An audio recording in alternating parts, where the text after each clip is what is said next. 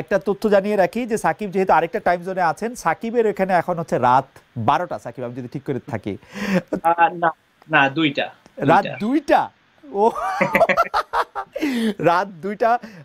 সাকিব এতক্ষণ মানে আমরা উনার কাছে যা শুনেছি যে দুই মেয়েকে সময় দেওয়া এবং নানা কারণে উনার ব্যস্ত জীবনী যাচ্ছে।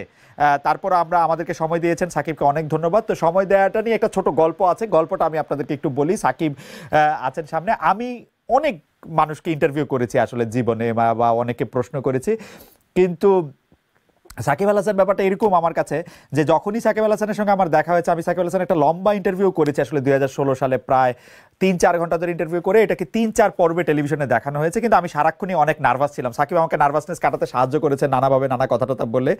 এখনও আমি যথেষ্ট পরিমাণে নার্ভাসই আছি। এবং সাকিব যখন রাজি হলেন যে হ্যাঁ আমাদের সঙ্গে উনি কথা বলবেন, তখন আমার মনে আছে যে আমাদের প্রযোজক আরাফাত এবং আমি এটা নিয়ে আলোচনা করতেছিলাম এবং বলতেছিলাম যে সাকিব রাজি হওয়া মানে আমাদের জন্য এটা অনেক বড় ব্যাপার। কতক্ষণ পরে আমার কাছে একটা মেসেজ আসলো যে সাকিব আল হাসান তো আমাদের কাছে জানতে চেয়েছেন যে আমরা এর জন্য কত টাকা দিব। আমরা মোটামুটিভাবে আমাদের হজম হয়ে যাওয়ার অবস্থা যে আমরা তো সাকিব আল হাসানকে টাকা দেওয়ার মতো অনুষ্ঠান এটা না। তারপর আমরা বললাম যে একটা টোকেন টাকা আমরা দিই। সাকিব আল হাসান বলছেন যে হ্যাঁ টোকেন কোনো অসুবিধা নেই, কিন্তু টোকেন টাকাটা দিতে হবে সাকিব আল হাসান ফাউন্ডেশনকে, যেই সাকিব আল হাসান ফাউন্ডেশনটা সাকিব আল হাসান চালান এবং সেটা দিয়ে বিভিন্ন মানুষকে সাহায্য করে থাকেন। এবং সাকিব সেই ফাউন্ডেশনের ব্যাপারে কতটা প্যাশনেট সেইটা বোঝানোর জন্য আমি আসলে এই গল্পটা একটু বললাম। তারপর আমরা সাকিব আল ফাউন্ডেশন সম্পর্কে সাকিব আল হাসানের থেকে একটু শুনতেও চাই। সাকিব, আসলে ফাউন্ডেশনটা করার উদ্দেশ্য বা এই সিচুয়েশনের জন্য না, অবশ্যই ফাউন্ডেশনটা অনেক আগে থেকেই ফর্ম করে রাখা হয়েছিল।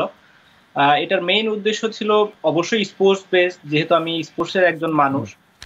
সো এটার ফার্স্ট টার্গেট ছিল যে স্পোর্টস নিয়ে কাজ করা, একাডেমি কিংবা অসচ্ছল ক্রীড়াবিদ তাদের নিয়ে কাজ করা। যেহেতু আমার আসলে ওভাবে সময় হয়ে উঠছিল না, তো এটা নিয়ে আসলে ওভাবে কাজ করা হয়নি। এটা নিয়ে আরো দুইটা প্ল্যান আছে, যেটা হচ্ছে যে এডুকেশন এবং হেলথ, এই দুইটা সেক্টরেও এই ফাউন্ডেশনটা নিয়ে আসলে কাজ করার ইচ্ছা ছিল। সো এই বেসিক্যালি এই তিনটা সেক্টর নিয়ে কাজ করার ইচ্ছাতেই এই ফাউন্ডেশনটা তৈরি করা হয়। বাট এটা কখনো আত্মপ্রকাশ করেনি কিংবা এটার কোনো কাজও করা হয়নি, সত্যি কথা বলতে। কারণ আমার ইচ্ছা ছিল যে যখন করব আসলে খুব ভালোভাবেই করব। যেহেতু এরকম একটা প্যান্ডেমিক সিচুয়েশন আমাদের সামনে এসে গেল, বা এটা আসলে কারো তো হাতে নাই, এবং এরকম একটা সিচুয়েশন যেহেতু সামনে চলে এসেছে, তখন আমি আসলে ভাবলাম যে ওয়াই নট আমি আমার ফাউন্ডেশনের মাধ্যমে কিছু করার চেষ্টা করি, বা আমার সামর্থ্যের ভেতরে যতটুকু সম্ভব আমি এই খারাপ সময় যদি করতে পারি, আমার নিজের কাছে ভালো লাগবে, অন্যদের কাছে হয়তো ভালো লাগবে, অনেকে ইন্সপায়ার হবে কিংবা অনেকে সাহায্য হবে, সেটা বড় কথা না। সব থেকে ভালো জিনিস যেটা হচ্ছে আমার কাছে মনে হয় যে আমার নিজের কাছে ভালো লাগবে কিংবা নিজের একটা স্যাটিসফ্যাকশনের জায়গা তৈরি হবে। তো এই কারণে আসলে এই তাড়াহুড়া করে আসলে এটার আত্মপ্রকাশ করা, তা না হলে এটা আসলে ছিলই ফাউন্ডেশনটা, বাট কখনো ওভাবে আত্মপ্রকাশ করেনি।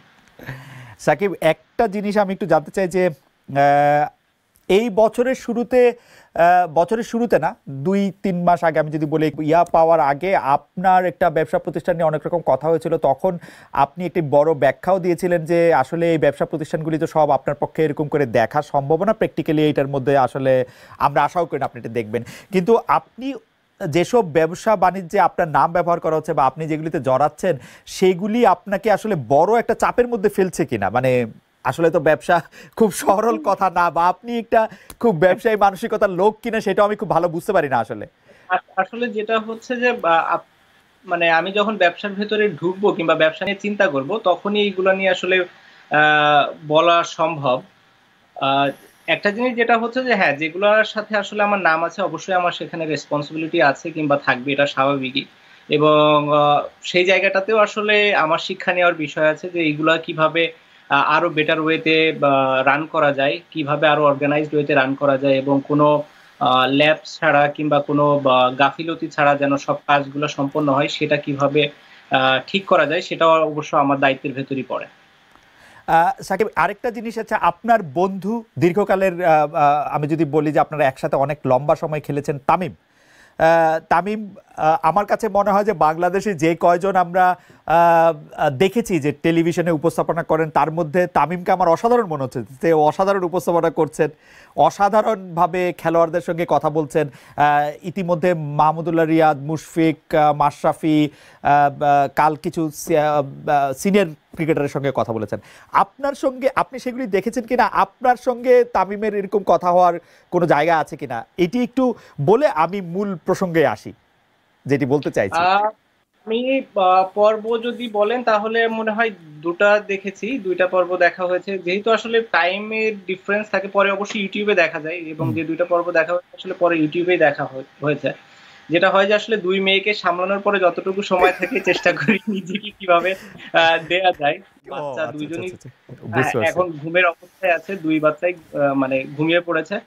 তো যদিও ছোট বাচ্চা উঠে যাবে, ও হয়তো নেক্সট 1-2 ঘন্টার ভেতরেই উঠে যাবে। নর্মালি প্রতি 3 ঘন্টা পর পর উঠে খাই, ডাইপার চেঞ্জ করতে হয়, এবং তারপরে আবার আবার ইয়েতে যায়, ঘুমাই যায়। সো এই কারণেই একটা ব্রেক আসে, এই কারণে আসলে টাইমটা আপনার সাথে ওইভাবে অ্যাডজাস্ট করা।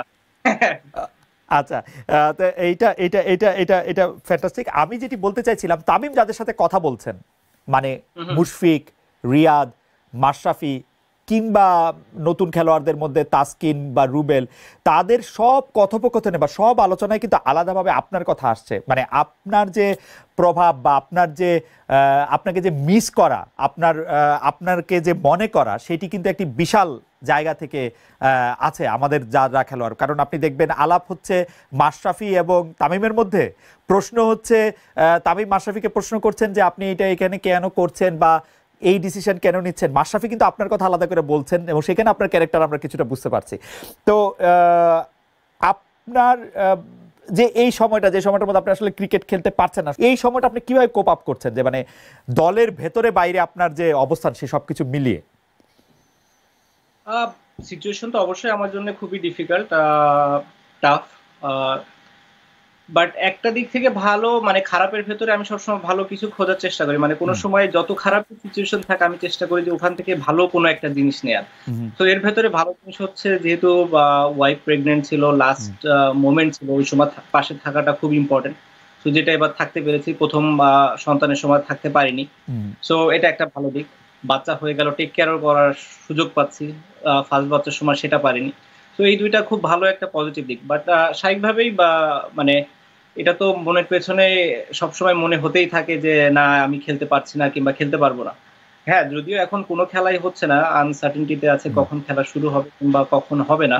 বাট যখনই হবে তারপরেও তো আমি জানি না যে আমি আসলে, আমার টাইম তো আছে আরো প্রায় 6 মাস, 5.5 মাস, 6 মাসের মতো। আমার তো অতদিন বাকি আছে। সো যদি নেক্সট 1 মাস পরে খেলা শুরু হয়ে যায়, তো আমি আরো 4 মাস, 5 মাস, 6 মাস পরে খেলবো। তো ওই জায়গাটা তো অবশ্যই খারাপ লাগে এবং খারাপ লাগার মতোই বিষয়। বাট আমার কাছে মনে হয় এটাও একটা এক্সপিরিয়েন্স, শেখার অনেক কিছু আছে। আসলে অনেক সময় বা অনেক কিছুই আমরা অবহেলা ছলে দেখি কিংবা নেওয়ার চেষ্টা করি, যেটা আসলে নেওয়া উচিত না। আমার কাছে মনে হয় এই বড় শিক্ষাটা আমি খুব ভালোভাবে পেয়েছি। আপনার সাথে যখন আমার লাস্ট কথা হয়েছিল 2016 সালে, তখনও আপনি তার কিছুদিন আগে আপনার কিছুটা ব্যানের মধ্যে দিয়ে আপনি যাচ্ছিলেন, সেটি একটি অন্য কারণে, এবং তখন আপনি বলেছিলেন যে খেলা না থাকলে আপনার পক্ষে এইটা মেনে নেওয়া অনেক কঠিন, খেলাটা আপনি এতই এনজয় করেন আসলে। আসলে থাকাটাই সব থেকে বড় ইম্পর্টেন্ট, মানে মাঠে না যাওয়াটাই হচ্ছে সব থেকে কষ্টের বিষয়। ধরেন আমি খেলছি, কোথায় খেলছি অত ইম্পর্টেন্ট না, আমি যে খেলছি এটাই আমার কাছে ইম্পর্টেন্ট। সো ওই জায়গাটাতে যখন আপনি যেতে পারছেন না কিংবা খেলতে পারছেন না, স্বাভাবিকভাবে অনেক অনেক খারাপ লাগার বিষয় এখানে থাকে। সাকিব, আপনার কাছে আরেকটু সিরিয়াস বিষয়টা কথা বলি। আপনি সর্বশেষ আমরা দেখেছি যে আপনি খেলোয়াড়দের অধিকার নিয়ে একটি সংবাদ সম্মেলন করেছিলেন, খেলোয়াড়রা আপনাদের পাশে ছিলেন এবং কিছু কিছু বিষয় যেগুলি খুবই যৌক্তিক বোর্ডের কাছে আপনি আসলে উপস্থাপনও করেছিলেন। সেই উপস্থাপন করে আপনি যেই দাবিগুলি জানিয়েছেন তার কতগুলি মানা হয়েছিল সঙ্গে সঙ্গে, তার কতগুলি কিছুদিন পরে মানা হয়েছিল, সেই দাবিগুলি সম্পর্কে বা সেই বিষয়গুলি নিয়ে আপনি আর কোনো খোঁজ রাখছেন কিনা বা কেউ আপনার কাছে আর কোনো কিছু বলছে কিনা, আপনার কাছে কতটা কি মনে হচ্ছে যে সেই দাবিগুলি কতটা মানা হয়েছে? আসলে আমি শিওর যে প্লেয়াররা সবাই সবার সাথে তো ডিসকাস করেই, বাট আমার কাছে মনে হয় যে মোটামুটি বেসিক যে বা চাওয়া পাওয়া প্লেয়ারদের ছিল সবগুলাই ফুলফিল হয়েছে। দুই একটা হয়তো যেটা হয়নি, যেটা হতে আসলে সময়ও লাগবে, তো ওইটার জন্য আসলে ওয়েট করতে হবে।